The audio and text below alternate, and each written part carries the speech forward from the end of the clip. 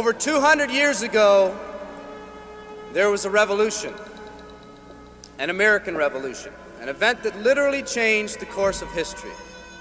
It was led by a group of unsatisfied people. People who were tired of being told what they could do and when they could do it. People were fed up with their lack of choices and their lack of personal freedoms. People fed up with their lives being controlled by others. Fed up with being oppressed, fed up with being manipulated. They finally said, enough, I've had it, and I'm not going to live like this anymore.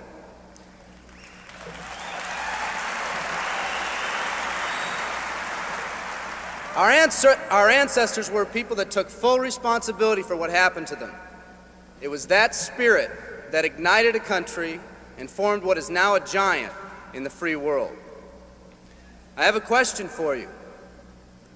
Where's that spirit today? It's time for another revolution. Let me explain one of the laws of the universe. It's called the law of use, and it says simply this: whatever you don't use, you lose. Lack of use causes loss. Ambition unused declines. Faith unused decreases. If you don't use your skills, you lose your skills. If you don't use your freedom, you lose your freedom. Freedom does not come automatically. It's not attained and then handed down to us as an inheritance. It must be achieved each day. At the turn of the century, in the year 1900, less than 10% of us worked for other people or the government. Over 90% of us were self-employed. We were an independent people. In 1980, only 80 years later, over 90% of us worked for the other people or the government. Less than 10% of us were self-employed. We changed from an independent people to a dependent people. We'd slowly shifted from a people who took full responsibility for everything that happened to them to a people who've become talented and practiced at the art of blaming others for their problems.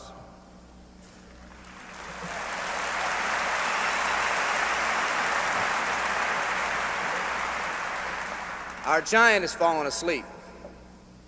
Our forefathers didn't say, who's going to take care of me? They simply said, all I ask is the opportunity to be free and the ability to take care of myself and my family. Today, we elect officials who will quote-unquote take care of us. We cry out against anyone who dares to ask us to provide more value in the workplace. We do everything we can to spread around the suffering in our society, and yet no one is willing to step up and be part of the solution. We've slowly changed from a society that compensates based on value to a society that compensates based on entitlement and seniority. What we've come to believe is our due. We act as if someone actually owes us a living. Part of this change is due to the dramatic rise of conformity in our society. We're all taught to conform. Incredible pressures are put on us every day to do things, quote unquote, the right way. And yet no one asks the question, is this really the right way? A man once said, I'm just a collection of mirrors reflecting what everyone expects of me. We live our lives to please those around us, and the scary thing is, the people around us are doing exactly the same thing. Psychologist Rollo May calls us outer-directed people. We don't act, we only react. We seek not to be outstanding, but to fit in. We're able to respond, but not to choose. Perhaps that's why a wise man once said, the mass of men lead lives of quiet desperation. In order to change, we need to become inner-directed people. People with our own purpose. People who are not easily swayed by the opinions of others. And that's difficult because from a very early age, we look to the opinions of others to orient ourselves and to validate our decisions and our actions. Nietzsche said, we need more strong people in this world because the weak, by their sheer mass, are forcing weak ideals and weak values on us all.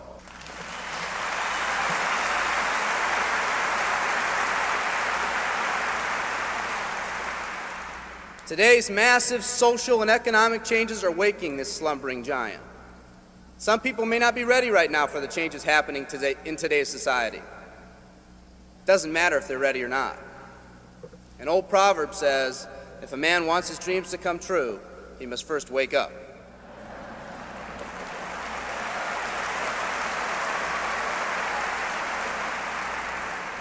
I, for one, am glad for the radical changes in our society because I believe that within that crisis, we will find that independent spirit that once pioneered this country. Some of us are finally ready to change. The displacement of our workforce has caused many of us to start searching for something better. Moving products and moving services is our business and our goal, but what we are becoming in the pursuit of that goal is a larger and much more important issue. The rekindling of our independent spirit has more lasting value.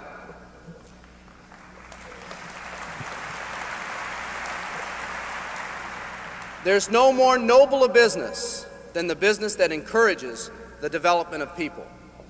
Every living organism has one and only one central need in life: to fulfill its own potentialities. The acorn becomes an oak, the puppy becomes a dog, and that's all that's required of the oak and the dog. But the human being's task in fulfilling his or her nature is much more difficult. The reason is, unlike any other living creature on this planet, you've been given the dignity of choice. You'll not grow like a tree. You'll grow only as you plan and choose to grow. When a person chooses to live, two things happen. First, assuming responsibility for themselves takes on a whole new meaning. They accept responsibility not as something they've been saddled with, but as something they themselves have chosen. The second thing that happens is that discipline from the outside is replaced by self-discipline. They accept discipline not because it's commanded, because they themselves have chosen what they want to do with their lives.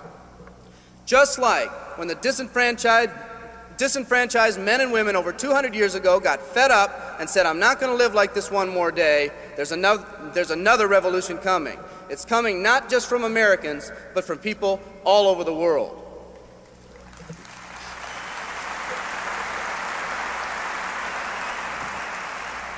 It's coming from people who've been oppressed in meaningless jobs, from people who've been unjustly held back, from people who've been slighted or ignored, from people who've had their hopes crushed time and time again by the circumstances around them, from people who've been playing in a game where the rules weren't the same for everyone, from people whose dreams have almost died by the methodical dripping of negative and pessimistic forces, people who've just been waiting for the right opportunity to present itself, an opportunity that they could hold on to, believe in, a place where people believed in them. I hear the rumbling of this coming revolution every day. The old rules are changing, and society is finally ready for that change. Will people try to persuade you not to rise up? Yes, they will, and sometimes with the best of intentions. But we must fight anyone or anything that tries to influence us against our freedom. And they'll try. Believe me, they'll try.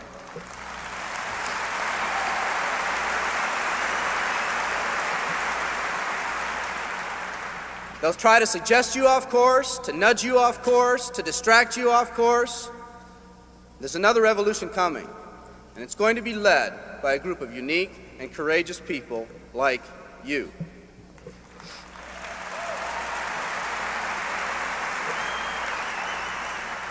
People who've had it with the way things are. People who've picked out their mountain in life and said, "I'm going to the top."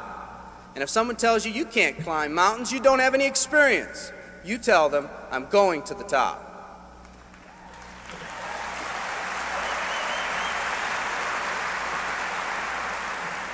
And if your neighbor tells you, "Come on, choose another mountain, that one's too rocky," what are you going to tell them? And if someone tells you, "Let's go over here where it's not so steep," what are you going to tell them?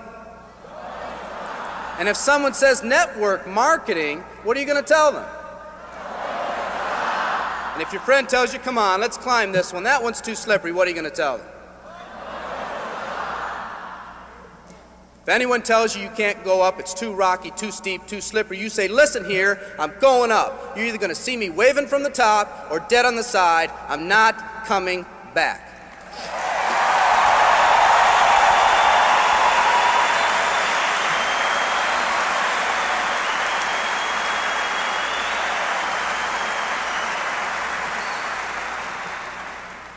There's something about the do-or-die attitude. It's almost like when someone has a do-or-die attitude, time, fate, and circumstances seem to get together, have a hasty conference, and say, they say they're going to do it or die. We might as well let them have it.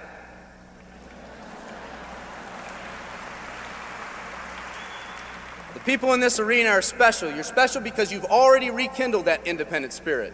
You've already said that you're not going to conform to negative pressures around you. You've all said enough, I've had it, and I'm not living like this anymore. You are the people who want to set big goals and aspirations for yourselves and your families. People who want to live in a country where families are brought together again instead of being torn apart. People who want a country where once again owning your own business and controlling your own destiny is commonplace.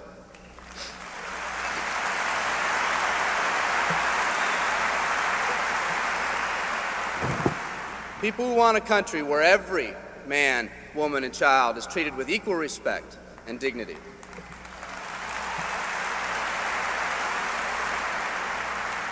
People who will pay any price so their families will not live with the legacy of maxed out credit cards and unfulfilled promises.